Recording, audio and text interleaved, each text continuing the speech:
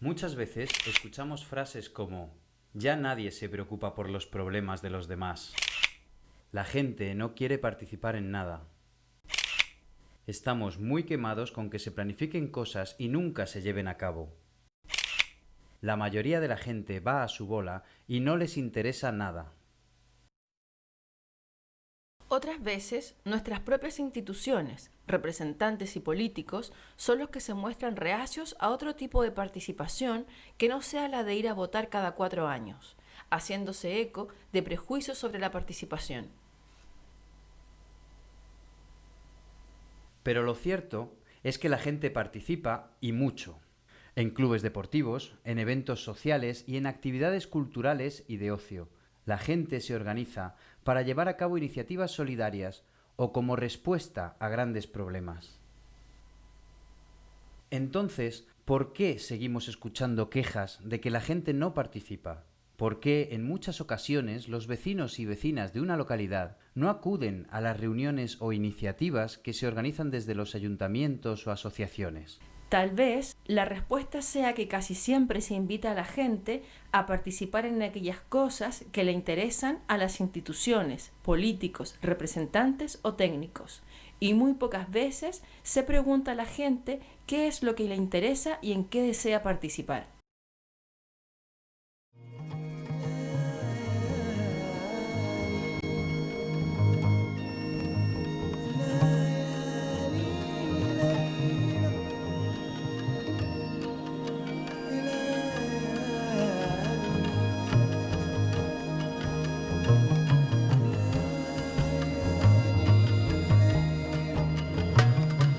El siguiente DVD propone abordar los procesos de participación desde una nueva perspectiva, más centrada en las necesidades e intereses de la población, partiendo de la idea que sea la propia gente quien defina sus problemas y demandas y que además sean ellos mismos quienes trabajen en la creación de propuestas para solucionarlos.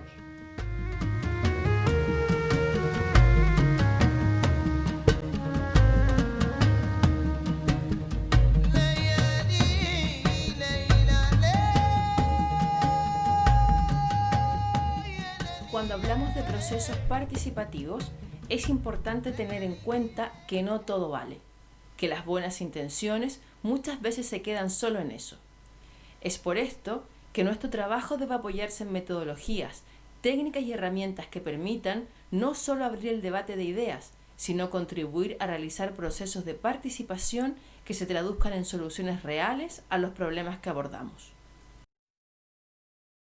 La investigación participativa se trabaja con otro tipo de expertos, que son los ciudadanos, que son expertos en un problema que les afecta, en su territorio, en su barrio, etc. Para nosotros la participación no es un estadio lleno de fútbol con muchísima gente, sino que es gente que desde la vida cotidiana, en reuniones pequeñas, en ambientes cotidianos, en ambientes de bares, de mercados, de calle, de plazas, etc., dice cuáles son sus formas de interpretar las cosas o de tomar determinadas iniciativas que serían buenas para el resto de la ciudadanía. Una de las primeras cuestiones que debemos considerar es que la demanda de un proceso participativo puede provenir desde muchas y variadas instancias y puede abordar temas tan diversos como la simple mejora de las aceras de un barrio hasta definir los presupuestos participativos de una localidad. Las demandas pueden provenir de muy diversos actores, desde la propia ciudadanía a instituciones públicas como pueden ser los ayuntamientos o colectivos organizados como las ONGs, las asociaciones de vecinos, grupos de interés, etc. Es importante que clarifiquemos que las investigaciones participativas no tienen por qué darse ante situaciones dramáticas, ¿eh? Es decir, no tienen por qué darse cuando hay una problemática, un conflicto, llámese como quiera, ¿no? Sino que puede plantearse en positivo. Basta con que una serie de agentes sociales de la población, de la ciudadanía, decidan que quieren mejorar su forma de vida, que quieren mejorar la calidad de vida de su barrio, de su ciudad, de su pueblo. Esa parte de sentimiento, de emociones, de vida, es la gente desde su vida cotidiana, con su sentido común, con su razonamiento común, que no necesita ser especializado para nada, quien la puede aportar. Y sin esa aportación, cualquier proceso es mucho más pobre y mucho menos creativo y mucho menos transformador. Lo primero que debemos tener en cuenta es que los procesos ya existen desde antes de plantearse que sean participativos y siempre están en movimiento. Los que llegamos tarde a la fiesta solemos ser nosotros los técnicos. En este sentido, el papel principal del técnico es facilitar que los habitantes e instituciones de una localidad comiencen a definir en conjunto cuáles son los problemas que les afectan para de esta manera establecer un punto común de partida. El papel del técnico no es el que debe definir los problemas o buscar las soluciones. Más bien su papel es el de acompañar, provocar, orientar a la gente a que ellas mismas busquen, piensen en sus necesidades, definan sus problemas y busquen las soluciones a esos problemas. El técnico ahí tiene que provocar que la demanda se aclare, que sea lo más clara posible y que no hayan trampas, que no sea vete a trabajar con el otro, que el otro es el que tiene el problema. Eso hay que cuidarlo mucho. Entonces, el papel del técnico, provocar que salga el dolor del demandante. Yo creo que cualquier persona, cualquier vecino, cualquier ciudadano que haya detectado una problemática, un fenómeno que quiere analizar y sobre todo una realidad que quiere transformar, es capaz, con el conocimiento de esas técnicas, de intervenir.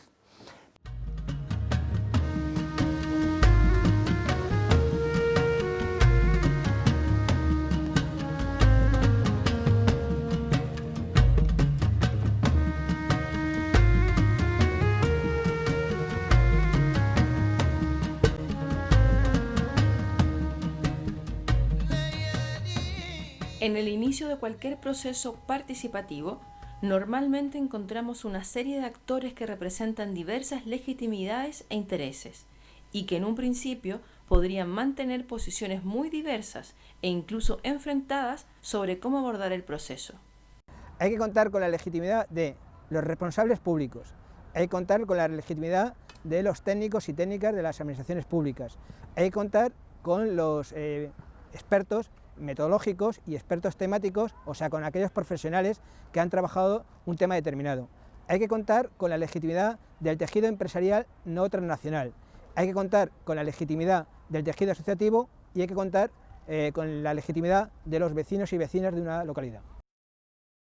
Podemos representarlos en un esquema que nos muestra una pirámide invertida, en donde cada vértice representa a uno de ellos. Administraciones y organismos públicos, expertos temáticos y técnicos, organizaciones y movimientos sociales, redes de ciudadanos informales o no asociados. En esta primera etapa, que solemos llamar negociación inicial, es importante tener en cuenta que muchas veces los propios demandantes no tienen claro cuál es el objetivo del proyecto que quieren realizar e incluso nos podemos encontrar con propuestas muy elaboradas técnicamente, pero que de participativas tienen más bien poco. Cuando alguien nos hace una demanda, es posible que no sepa qué es lo que en el fondo está demandando. Es posible que no sepa que aquello que está demandando es injusto o es discriminatorio. Es posible que no sepa o no se haya dado cuenta, no haya reflexionado sobre que lo que está pidiendo no es más que una parte de lo que en realidad habría que plantear para desarrollar este proyecto participativo. Provocar que no nos diga cuál es el problema, sino sacar que el dolor no es el problema, sino que el dolor es previo y el problema se tiene que construir con la gente en medio del proceso. No se puede partir de un problema establecido, porque la definición del problema ya es totalmente ideológica, ¿no? Lo importante es que cada proceso debe ir sumando actores y redes, por lo que nuestro proyecto en un principio debe ser lo bastante amplio para permitir que confluyan las distintas sensibilidades de todos los actores involucrados. Debemos tener claro que no siempre hay unas condiciones ideales de las que partir. No obstante, deben darse algunos requisitos mínimos para poder empezar un proceso que tenga posibilidades de ser verdaderamente participativo. Para que los procesos participativos funcionen, debe haber un respeto a los dispositivos de participación, a la planificación, a las etapas metodológicas, a los tiempos del proceso investigador, y ahí debemos conjugar los tiempos tanto de la administración, por un lado, de los políticos y los técnicos de la administración, con los de la propia gente y las de los investigadores. Pues yo creo que la voluntad política debe traducirse en la asunción de compromisos por parte de la administración, compromisos de que los resultados que salgan de un proceso participativo se tengan en cuenta, se lleven a cabo, que por ejemplo si se elabora un plan participativo, ese plan no quede en un cajón, como tantas veces hemos visto, sino que realmente se ejecute y pueda ser evaluado o supervisado por los propios ciudadanos. Al empezar un proceso participativo hace falta pensar en los recursos disponibles, los recursos humanos, materiales, económicos, un poco pensando en la medida de lo que se quiere hacer, ¿no?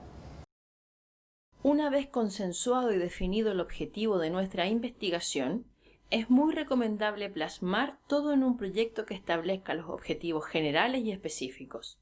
También el proyecto será nuestra guía a la hora de estructurar el trabajo de campo. El qué se va a trabajar, el por qué, cuáles son las intenciones o las finalidades que queremos obtener, el con quién o con quiénes, el cómo se va a trabajar, con qué recursos habría que contar, y entre estos recursos el cuándo, por ejemplo, el proceso en términos cronológicos o el cuánto en términos de recursos económicos.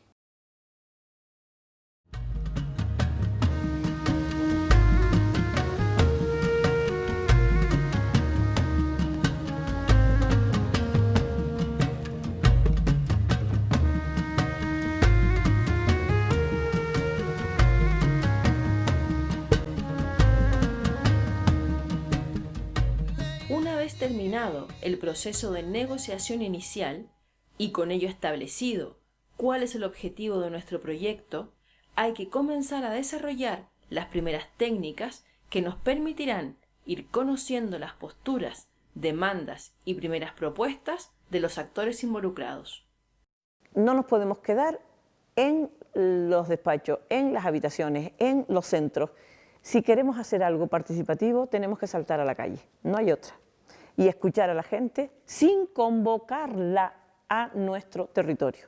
Hay que escuchar a la gente en el territorio de la gente. Las cosas no solamente son frías metodologías o frías tecnologías para aplicar, sino que son también la vivencia cotidiana, la vivencia sensible, emotiva, con que la gente agarra un teléfono o ve la televisión o participa en una fiesta, ¿no?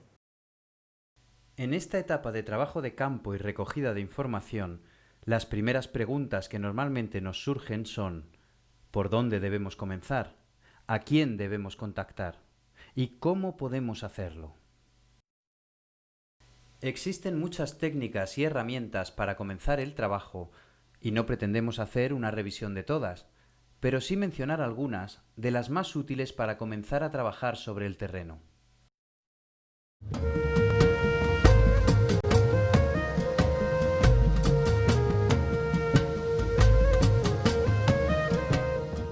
La línea de tiempo es una técnica que consiste en graficar los principales hitos y sucesos ocurridos en un barrio o localidad relacionados con la temática que estamos trabajando. Nuestro esquema puede abarcar años o meses y ser más o menos exacto en las fechas, pero lo importante es que dé cuenta de los acontecimientos que han marcado la vida social de la localidad, ya que de esta forma podremos conocer no solo su historia reciente, sino también las experiencias y los conflictos previos al comienzo de nuestro proyecto. Nos permite ver los elementos motivadores, los elementos en los que ya sean de manera por consenso, ya sea por conflicto, son elementos clave en las relaciones entre los distintos sectores de una comunidad.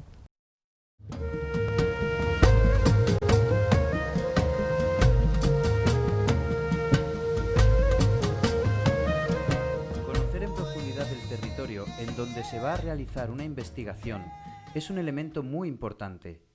Para esto, podemos realizar una deriva o transecto, que son paseos acompañados por vecinos o informantes claves, quienes nos ayudarán a conocer más en profundidad cómo es el día a día de un barrio o localidad.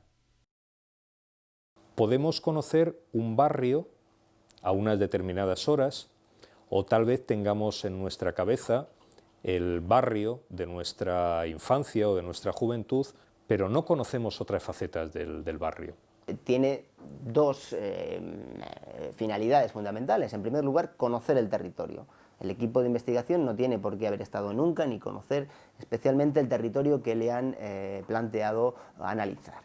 Y por otro lado, la segunda función sería darnos a conocer. Mientras que vamos avanzando, derivando por los distintos ámbitos del territorio, vamos conociendo gente. El transecto es ir de la mano de otros paseantes para descubrir cuáles son otros itinerarios que nosotros nunca habríamos pensado que eran también posibles en nuestra ciudad.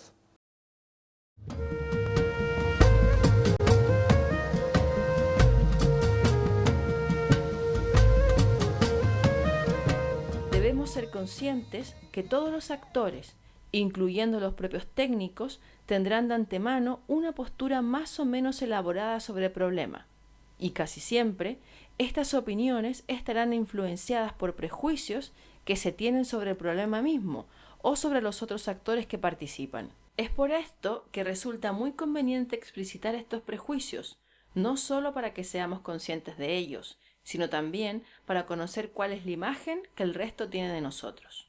Cuando se representa un juego de rol o un sociodrama, lo que hacemos es poner de manifiesto lo que pensamos acerca de los personajes que representamos. Por ejemplo, si yo represento a un político, en realidad estoy representando al político que hay en mi cabeza, o sea, estoy poniendo de manifiesto los prejuicios que tengo yo acerca del político, de la persona en cuestión que estoy representando. Yo lo veo como una técnica muy útil, muy práctica para que la gente empatice, para que la gente sea capaz de ponerse en el lugar de otro y asumir los problemas, las necesidades de otra persona, de otro colectivo, de otro actor, que normalmente, cegados un poco por nuestro egoísmo, nuestras propias necesidades y preocupaciones, no somos capaces de ver.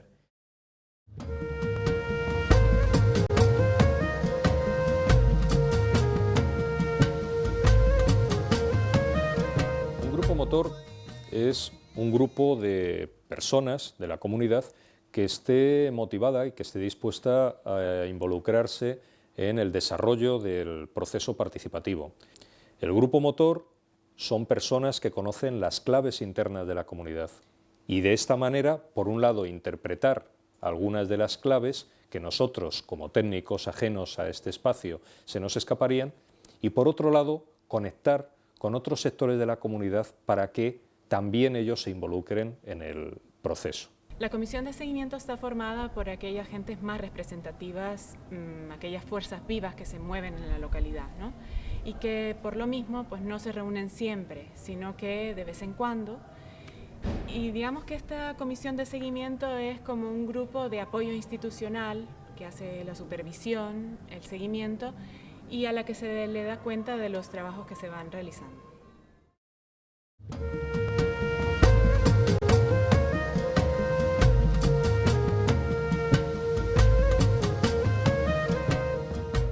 La técnica DAFO, o también llamada FODA, nos permite definir y contextualizar el problema que estamos estudiando a partir de 4 marcos de análisis: las debilidades, las amenazas, las fortalezas y las oportunidades.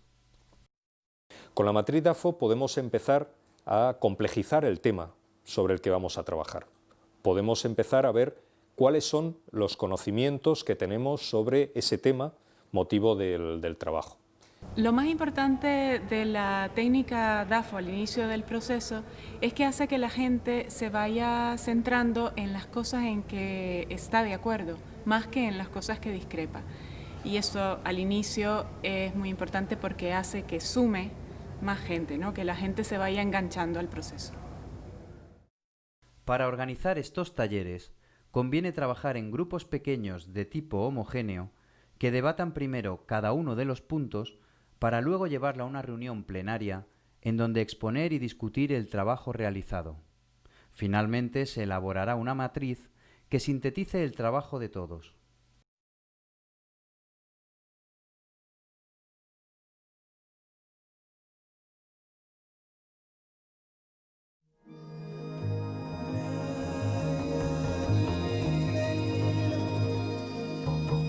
Hasta aquí hemos visto cómo los dolores y la demanda de un proceso participativo pueden surgir desde muy diversos actores. Que es necesario explicitar y definir el problema de manera que permita abrir el proceso a la participación de todos los colectivos interesados. Que deben respetarse algunas condiciones mínimas para poder llevar a cabo un proceso, así como establecer un proyecto que sirva de guía de actuación. Además, hemos abordado las primeras técnicas de trabajo, que nos serán útiles para comenzar a conocer la historia y geografía del territorio, para explicitar nuestros prejuicios, para incorporar la participación de nuevos actores y para generar los primeros acuerdos sobre la problemática en cuestión. En el siguiente DVD abordaremos nuevas técnicas para seguir avanzando en nuestro proceso, como son la confección de los mapas de redes, también conocidos como sociogramas, los grupos de discusión y la interpretación de textos y discursos. Con ellas, podremos profundizar en las relaciones que se generan en torno a los actores participantes, así como en las motivaciones y trasfondos de sus planteamientos y posturas.